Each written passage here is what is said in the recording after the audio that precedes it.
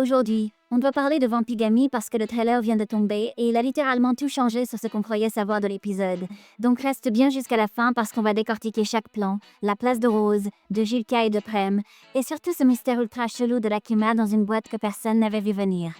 Le trailer s'ouvre dans la cuisine d'Adrien et déjà, c'est le bonheur visuel. Adrien et Marinette se sont levés tôt. Adrien a son tablier. Ils ont cuisiné. Il y a des pots de confiture, du jus, une grande table déjà prête, et surtout une énorme livraison dans un sac marqué Tom et Sabine. Est-ce que c'est un sac géant de choux à la crème, la pâtisserie préférée d'Adrien, ou un délire de pommes de terre pour faire des frites pour ses grands-parents, ceux qui tiennent la friterie? Peu importe, l'ambiance est cosy. Nathalie débarque avec, franchement, son meilleur look depuis le début de la série, et on sent direct que pour eux cet épisode sera plus léger, plus comique, pendant que la vraie intrigue va se jouer ailleurs. On enchaîne au lycée et là, gros plan sur Prem, le nouveau personnage de la saison, qu'on a déjà croisé plusieurs fois en fond mais qui, cette fois, passe clairement au premier plan. Il discute avec Rose, et au moment où il parle, l'écran se teinte de rose, de violet, de petits motifs de chauve-souris qui volent partout. C'est mignon, c'est un peu gênant et ça déclenche la question qui va porter tout l'épisode. Que se passe-t-il exactement entre Rose et Prem alors que, théoriquement, Rose a déjà une copine, Julka. On retrouve ce petit bas origami dans les mains de Rose. Loïc passe, lui arrache la chauve-souris en papier et la balance vers Ray. Zoé se lève, hyper tendue, pour essayer d'empêcher Ray d'ouvrir le pied. Tout ça ressemble énormément à ce qu'on voit dans les collèges et lycées. Un mot d'amour plié, une confession écrite à la main, transformée ici en chauve-souris en origami et qui circule de main en main. On peut imaginer facilement que Prem a écrit quelque chose à propos de Rose ou pour Rose, que Rose a peut-être aidé à rédiger, et que les bullies s'en emparent pour se moquer. Est-ce que le message était destiné à Rose? Est-ce qu'il parlait d'une autre personne? Est-ce que c'était juste un délire de fan d'un film de vampire? Pour l'instant, le trailer coupe avant la conséquence, mais ça plante déjà un triangle émotionnel. Prem, Rose, Julka.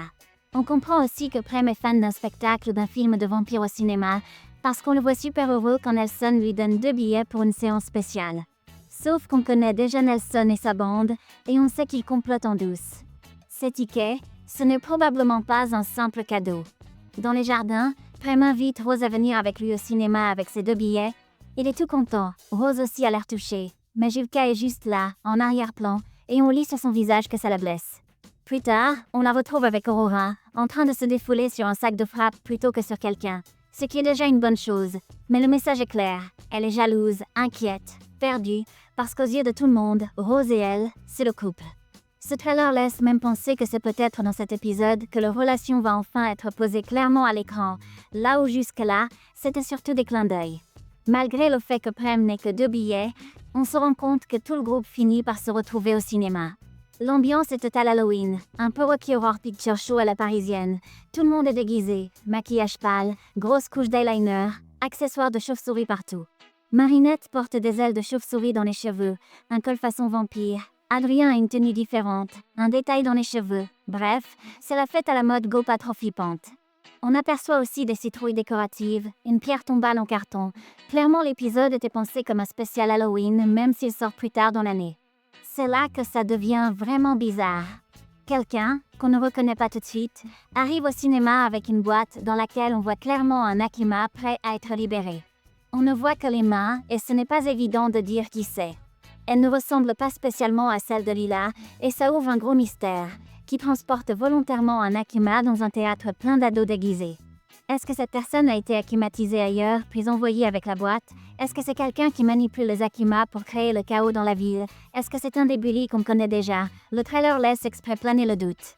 Pendant que le public se prépare, on voit Rose en coulisses, près des mécanismes de rideau, peut-être pour aider, tirer une corde, lancer le show. Le vampire censé monter sur scène arrive, mais Tiki fait une tête ultra contrariée, ce qui laisse penser que la bonne personne a été remplacée à la dernière minute par quelqu'un d'autre. La bande-annonce confirme ensuite ce que le titre laissait deviner. Ce quelqu'un, c'est Prem, akumatisé pendant l'épisode. On le voit utiliser des chauves-souris en origami comme arme. Et là, le jeu de mots du titre devient limpide. Vampi pour les vampires, gami pour l'origami, pas pour Kagami. Ces petits bains en papier semblent jaillir de partout dans le cinéma et les rues. On a l'impression que si elle te touche, elle te transforme ou te contrôle d'une façon ou d'une autre. Peut-être en vampire, peut-être en serviteur de Vampigamy. On n'a pas encore le détail exact, mais le concept est très clair. Évidemment, Ladybug et Chat Noir se transforment. On les voit combattre dans et autour du cinéma, Chat Noir essaie d'attraper Rose pour la protéger tout en esquivant les chauves-souris, mais il manque de se faire frapper par l'une d'elles alors qu'il court dans la rue avec Purple Tigress et Pigella à ses côtés. Ladybug finit par intervenir au dernier moment.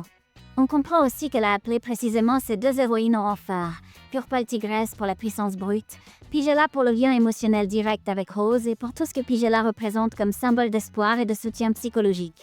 C'est très probable qu'on ait ici un épisode où les identités de Julka et Rose pourraient au moins se frôler, même si la série aime garder ce genre de révélation pour plus tard.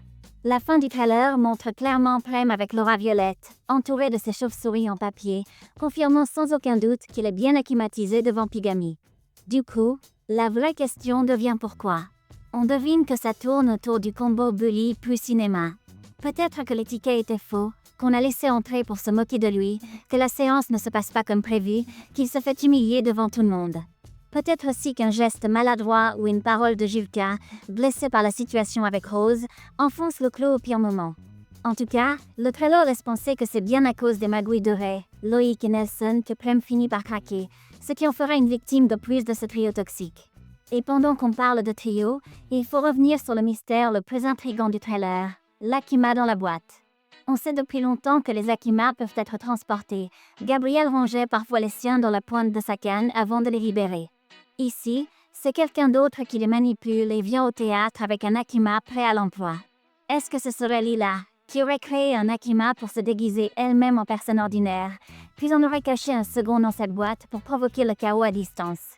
Est-ce qu'elle a confié à un intermédiaire, un allié, ou est-ce que c'est un nouveau personnage lié à la secte secrète?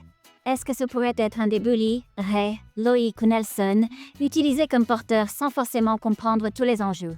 Pour l'instant, rien n'est sûr, et c'est clairement le gros crochet narratif de ce trailer.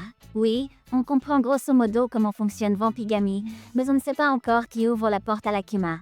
Dernier point important à garder en tête. Même si Rose est très présente dans les scènes, tout laisse penser que l'arc émotionnel profond sera côté Julka.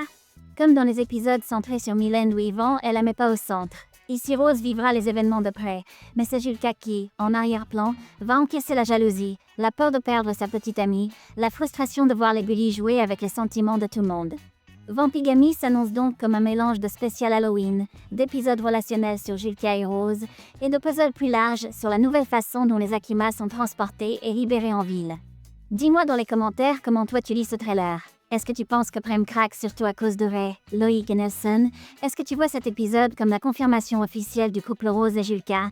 Et surtout, qui, selon toi, cache l'Akima dans cette boîte? On se retrouve de la diffusion de Vampigami pour analyser l'épisode plan par plan, voir si la théorie Baorigami se confirme complètement, et découvrir enfin qui se cache derrière ces mains mystérieuses qui amènent l'Akima au cinéma.